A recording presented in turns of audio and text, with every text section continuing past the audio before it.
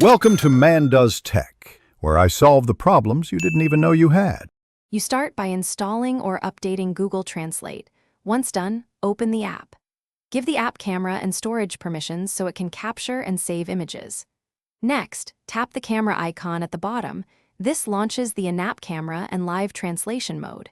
You should choose languages at the top, source on the left, target on the right, because the app needs to know how to detect and display translations in real time.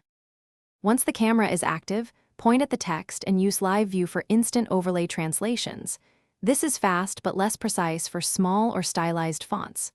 For higher accuracy, tap the shutter button to take a photo, then use the select text or scan tools to crop and refine detection. If your text is already in Gallery, tap Import and pick the image.